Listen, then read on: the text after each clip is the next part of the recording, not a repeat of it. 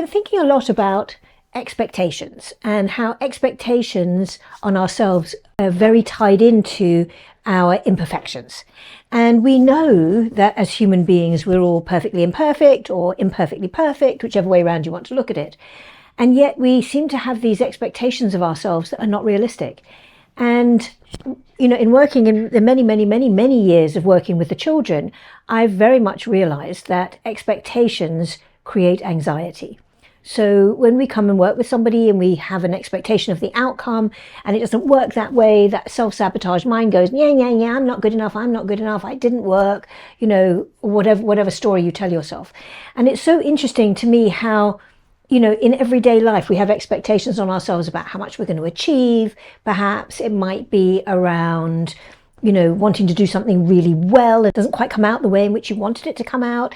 It might be around a conversation that you want to have with somebody that just, sometimes when you pre-plan something, you have an expectation of how something's going to work and it doesn't work that way. What do you then do? You kind of self-sabotage and the mind goes, I'm not good enough, that was awful, I'm this, I'm that, I'm the other. And yet at the same time, if we can get to the place, or when, not even if, I don't like the word if actually, when we can get to the place inside ourselves where we can really honor that we are perfectly imperfect, we're all a human mess, and we're all basketfuls also of unmet needs. So, what we tend to do is we tend to try and make up those unmet needs in ways that are not realistic, not useful, not helpful, and somehow just being able to sit with ourselves in our messiness feels really important. And I've often laughed at myself. I used to do a practice where I would take some time each day and just watch my thoughts. And I said things to myself that were so bonkers that I would never have said them to anybody else, number one. Number two, I don't even know where they came from. And number three is, why would I even say them to myself? So when I started to really be witness to that madness of the mind, it made me laugh. I thought, well, actually, I could bring some humor in here.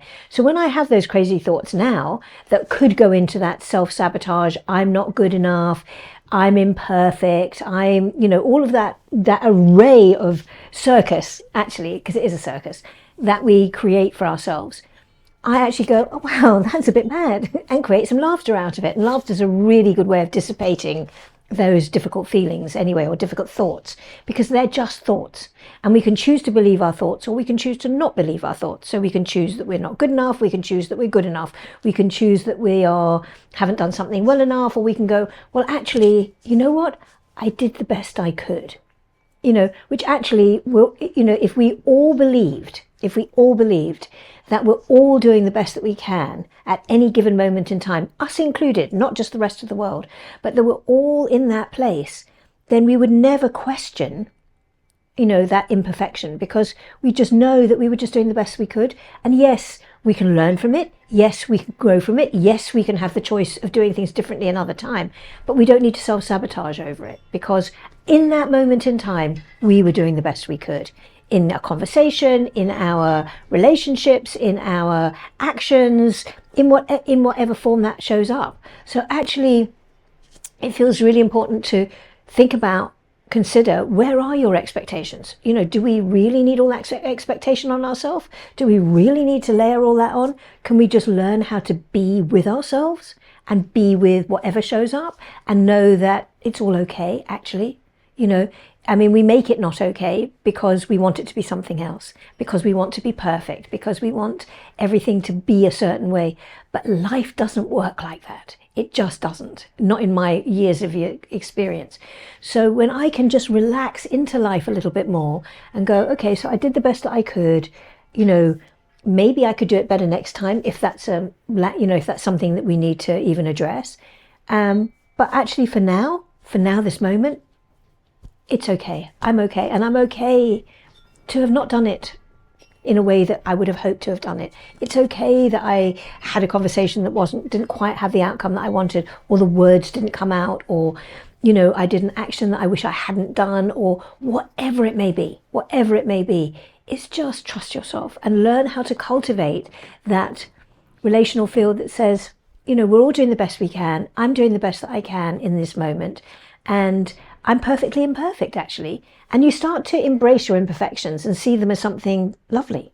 Because, you know, my imperfections, I could see my imperfections as a bit of madness, or I could see my imperfections as a bit of, you know, my old story. But my old story's made me who I am today, so I can embrace that.